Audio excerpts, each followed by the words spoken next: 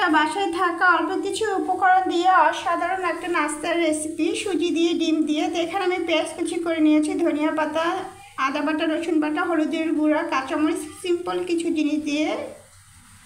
তো এটা ভালো করে আমি মেখে নিব। মেখে নিলে জিনিসটা দেখা যাবে খেতেও লবণ সব কিছু ঢুকে গেছে, এই জন্য হাত দিয়ে ভালো করে চটকিয়ে নিব। এখন একটা ডিম দিয়ে দিলাম, ডিমটা ফেটিয়েও ভালো করে মেখে নিব। তো এখন আমি কিছুটা সুজির গুঁড়ো দিয়ে দিব, আমার যতটুকু প্রয়োজন সেই আন্দাজ করে দিলেই হবে। তার সাথে আমি কিছু চালের গুঁড়ো অ্যাড করব। তো চালের গুঁড়োটা দেওয়ার একটাই কারণ, চালের গুঁড়োটা দিলে ভিতরে খুবই ক্রিপসি হবে এবং খুবই মচমচে, জিনিসটা খেতে খুবই ভালো লাগবে, এই জন্য চালের গুঁড়োটা দেওয়া। চালের গুঁড়োটা ইচ্ছা হলে আপনি নাও দিতে পারেন, স্কিপ করতে পারেন। এখন আমি পরিমাণ মতন পানি দিয়ে এটা একটা ড্রো তৈরি করে নিব। আর এটা আমি একদম পাতলা করব না, পাতলাও করব না, অনেক ঘন করব না, এই যে ঘনত্বটা এরকম থাকবে। তো এখন আমি একটা ফ্রাই প্যানে তেল বসিয়ে দিয়েছি, তেলটা ভালো করে গরম হলে তারপরে আমি পিঠাটা ছাড়বো। তো এখন আস্তে আস্তে সবগুলো পিঠা একদম গরম তেলে দিয়ে দিব। তো দেখা যায় বিকালবেলা অনেক সময় ঝটপট কিছু নাস্তা করতে চাইলে দেখা যায় অনেক ঝামেলা হয়ে যায়। এই ধরনের নাস্তাগুলো খুবই সহজে এবং খুবই ইজিলি অল্প সময়ের ভিতরে করা যায়। দেখা যায় আপনি গেস্টে বসিয়েও করে ফেলতে পারবেন। তো সময়ও কম লাগে এবং খেতেও খুবই ইয়ামি লাগে। চায়ের সাথে বিকালবেলা অনায়াসে একটা নাস্তা হয়ে যেতে পারে এবং বাচ্চারাও কিন্তু এই ধরনের খাবারগুলো খুবই পছন্দ করে। আর ঝালটা অবশ্যই যার যার মতন করে দিবেন।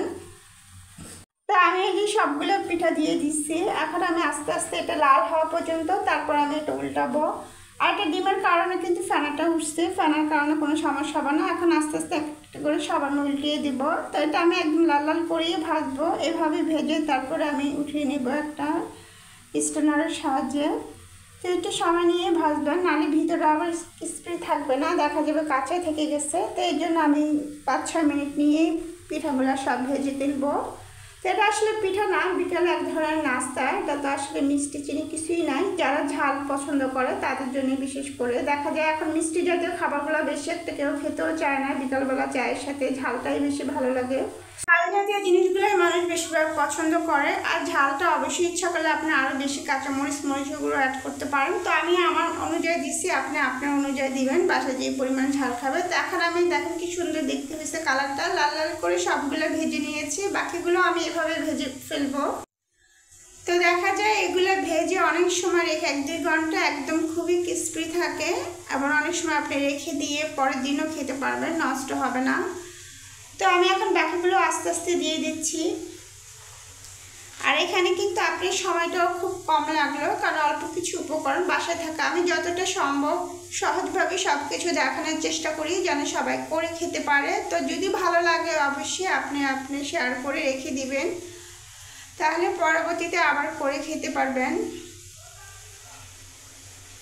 অনেক সময় দেখা যায় আমাদের মাথায় তেমন কোনো আইডিয়া থাকে না, অবশ্যই এরকম একটা রেসিপি থাকলে অবশ্যই শেয়ার করে রেখে দেখবেন। আর অবশ্যই কে কোন জেলা থেকে দেখতেছেন কমেন্ট করে বলবেন। ভালো লাগলে আমার সাথে থাকবেন, আমার আইডিটাকে ফলো করে আমার পাশে থাকবেন। ইনশাল্লাহ আমি আরও নতুন নতুন ইউনিক কোনো রেসিপি নিয়ে আসতে পারবো, যেটা খুব সহজেই আপনি করতে পারবেন। আল্লাহ হাফেজ।